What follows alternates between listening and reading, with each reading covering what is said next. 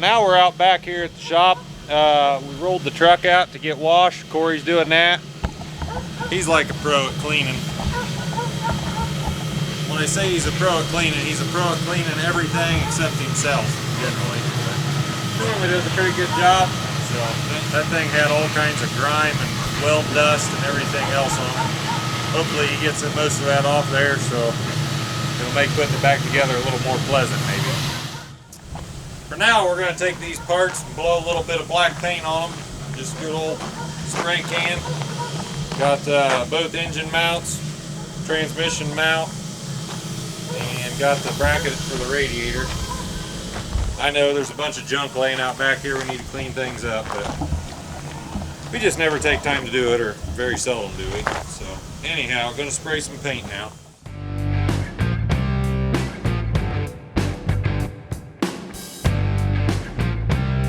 Alright, so we got the truck cleaned up. It is much better than it was. I'm not going to say it's perfect by any means, but it actually has a little bit of shine to certain things on it, so that's pretty good. I blew a little bit of black paint on the brackets that we put in here for the mid plate. You can see I blew some black paint on the brackets back there for the fuel cell, and where it ground down and welded, you can't hardly even tell. Once you got black paint on it, it just kind of helps blend things, which is nice. So the next thing we got going on here is this bell housing adapter was machined down the thickness of the mid plate. This one was not, so it's critical that I use this one.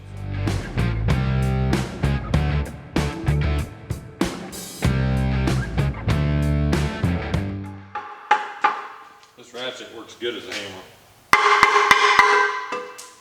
Just got dowels on the back of the block right here, and these looks like they painted it and stuck this thing on, and it kind of adhered itself.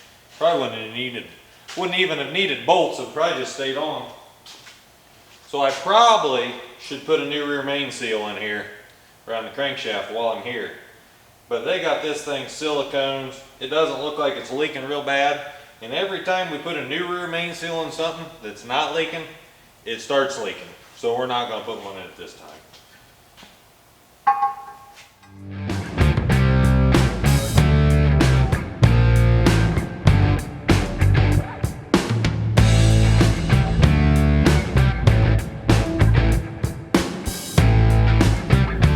See these boxes right here? This has been like Christmas around here. These things come in almost a week ago now. Johnny from up at Stainless and his crew laid this stuff out aside for me.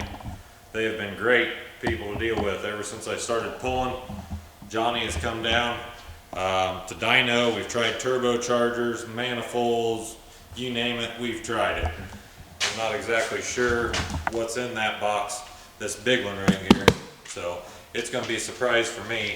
I mean, everybody's got their guesses. Obviously, that one, probably manifold, we're hoping, and this here is one of them Turbskis. So we'll have to go through what that is and whatnot. All right, so Bevvy's probably going to be mad because I'm not waiting for him to open this, because we've like tripped around these boxes for like a week, and he's wanted to know what's in them, and I honestly don't know. I just know that Johnny really hooked us up, said he was going to take care of us on this. I had talked to him about this project a long time ago, and before I ever bought it, I said I was kind of thinking about doing it, asked if he'd be interested in helping with supplying the air to the engine, and he said, I certainly am. He said he thought it was a great idea, so here we are. All right, so the first things out of the Christmas box were a couple pieces of 90-degree angle pipe. Looks like it's probably aluminized. Looks like it's probably off a race truck, so that's cool. That's like nostalgic there. If we can reuse something like this, that's awesome.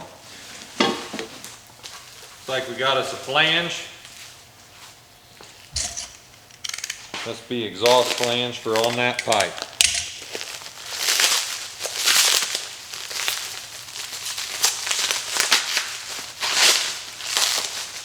Oh yeah. They do an excellent job of packaging things up there at Stainless too. I think Junior maybe does some of that, whatever. But So anyhow, I'm not going to unpackage it right now, but that is an oil feed line, feed the top of the turbocharger. Need that. Very nice piece. Should work good. Looks like we got a flange and a clamp or two here for exhaust, maybe the intercooler piping. That will definitely be needed. Yes. I don't know what this is either, but we're about to find out. Aha, I do know what this is. This is a spacer. Well, it says stainless diesel logo right on it. Made right here in the US. All this stuff is. Stainless is out of Middlebury, Indiana. Look them up, their website. I'll try to put a link on here. But they have excellent products. This spacer is for on the manifold to mount the turbocharger to space it out just a little bit. So we will show exactly what that's used for when we're installing it in a little bit. All right, we'll jump right into the big whirly bird here, turbocharger. So when we first put Merica together, the race truck, we said we wanted to try to use a single, just from the aspect of weight, because every pound you put on, you got to make more power to compensate for, especially being on the front of the truck. So we tried a few different turbos I had laying around. Nothing worked real well. We just couldn't get the balance right on it. So you want your exhaust pressure and your boost to be very similar, and to keep the turbocharger happy and to make it the most efficient that it can. Johnny could explain it much better than what I do. But anyhow, what we ended up with on Merica was an S475, which is a 75 millimeter compressor housing. And we ended up going back to a T4 foot manifold with an 87 turbine exhaust wheel in it. So most of the S400 base turbochargers come with a 96 turbine in them, which is a big turbine. For sled pulling, for all out top RPM power, the big turbine's probably the best. But with our limited air coming out of this old 12 valve head right here, we just had a hard time getting it to light. It was laggy. It would bark the charger up at high RPMs. We just could never get the balance right. So we went back to a T4 footed manifold because we had tried a T6 off of the pulling truck. We had a T4 laying around. We went to this turbine housing right here. Johnny helped hook us up with that whole deal, and it works pretty darn good. We just got a good setup going on Merica, we think. Now, for straight up throttle response, obviously people are probably watching and thinking, why don't you put twins on it? Well, it's not necessarily a weight thing with this truck, but we got such a good setup, we feel, with the turbocharger that's on Merica, and we know it makes right at around 1,000 horse, especially if we're using some nitrous, that I don't think that twins is necessarily the thing we need to have on this to start with. We may have to go to that, but with the torque converter that we got, that we're getting for this truck, and what we have in Merica, we're getting an identical setup. It lights, I mean, the turbo pretty darn good, it seems like. It's not real laggy. You can run it without nitrous with no problem. You can run it with nitrous, and it seems like it all works good. We keep it within its parameters of where it's happy, and it's held up, and it seems very drivable. So right now we're going to try to stick with a single turbocharger on this. It just kind of keeps things more simple, and if it's drivable, that's what it'll have on it. If it's not, Johnny will hook us up. We'll figure out a twin setup, triples, something, and go from there. But we're going to start with a single to begin with. And this S475 turbo right here, I might as well show you. This thing's heavy. Is a 5-blade wheel. Johnny designed this thing. It is awesome. So I think this is one of his latest compressor wheels. It's got this built-in bullet nut right here. As you can see, it's all built into the wheel, and they make a lot of power. And it seems like they're more drivable and they hold up good, and they're made right here in the US, so we're going to use it, and we're happy about it.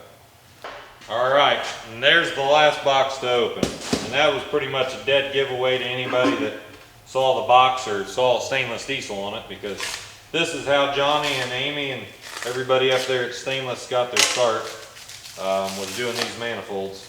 They actually started out in a little 1.5 car garage, I guess you would say, and he was having these manifolds cast and he was shipping them out. We made a few trips up there and got stuff from him, and man, they did awesome. So they just keep growing, and it's because they got a good quality product like this. So this is a T4 foot stainless diesel 12 valve manifold. You can tell it's a 12 valve because it's got the square ports right here, just like the head behind me right there. It's got square ports. He offers these manifolds for everything up to a current pickup today with the Cummins in it. He even did some tractor manifolds, but he pretty much, his bread and butter is doing B-series Cummins manifolds. They do swaps for all your 4th gens and 3rd gens. You can 2nd gen swap them and put this manifold right on here. They offer T4, T3, T6 foot. They can build them to suit. They have manifolds that stick straight out for different applications and racing or whatever your desire. He can pretty much hook you up. If you got a Cummins and you want a manifold, make sure to look them up over there. So when I told Johnny what we were doing, it was very obvious that we had to put an external wastegate on it, because that's what we ended up doing with Merica on this setup. So this setup on Merica, we had a precision wastegate laying around that I used to run on the pulling truck when it was an automatic, and basically we built Merica out of stuff that was laying around, especially to start with. So that worked out. Well, obviously I don't have a spare wastegate laying around now. So Garrett Shields at Pure Diesel Power hooked me up with this Turbo Smart gate. I told him what I needed. Johnny said this is the ticket. I phone called to Garrett. This thing was on its way. So this is what we're going to put on top of this manifold. Johnny machined and welded this flange on his manifold for us before he shipped it. He's did this for several racers, and you know it's done right if you have them do it, so I just let him do it. Anyhow, so that Turbo Smart wastegate's going to set right on top of there. What that does is it allows the exhaust pressure to get around that smaller turbine wheel if we're to spray it with nitrous, or if something crazy happens and we're getting a lot more exhaust than we want going through that turbine. If we think it's going to overspeed the turbocharger, this gate has it literally is a gate that opens and it'll dump the exhaust out, and yeah, it goes to air. If you watch the videos of our dirt drag truck Merica, you'll see the second cloud of smoke a lot of times, and that is because that little pipe is hooked to this gate, and that is all exhaust that is bypassing the turbine wheel, the turbo, to keep it from overspinning. And usually that happens when we're spraying it with nitrous. So that is a good inclination of what's going on. But anyhow, that's what we got there. A big thanks to Johnny and Amy and the crew up at Stainless Diesel. We really appreciate it. We're going to run your products. We're going to do the best we can with them. We know you guys are behind it, supporting us, help make this thing as bad as it can be. So stay tuned. We're going to put this engine in the truck here shortly. So I thought I was done videoing, but I'm not. So here's what I got to say now. Stuff like this doesn't happen without people like this that just walked in. So if it wasn't for that pretty lady right there, this guy would not be able to do what he does. So behind every guy that's out there doing crazy stuff like this, there's generally a woman that tolerates the crazy ideas like I have and they have. So a big thank you to my wife Katie right here for doing this. And in the next video, we're going to put this engine in this chassis, and we're going to try to make it run, because we have an event next Friday and Saturday at Bunker Hill, Indiana. We're going to take Merica, our dirt drag truck, with slicks on it down there. We're gonna run it down the drag strip, and we're gonna try to have this thing running to load on a trailer or in a trailer, or get it there somehow, if it will run under its own power by then, to put the big tires on it and put it on display. So the only way I can tell you guys if it's gonna be there is if you show up and see that it's there, because I don't know if it's gonna make it. The next video probably won't be out by then, but come to Bunker Hill, Indiana, the drag strip, see us and find out. So make sure you guys share, like, and subscribe to our channel, and we'll see you next time. Say bye.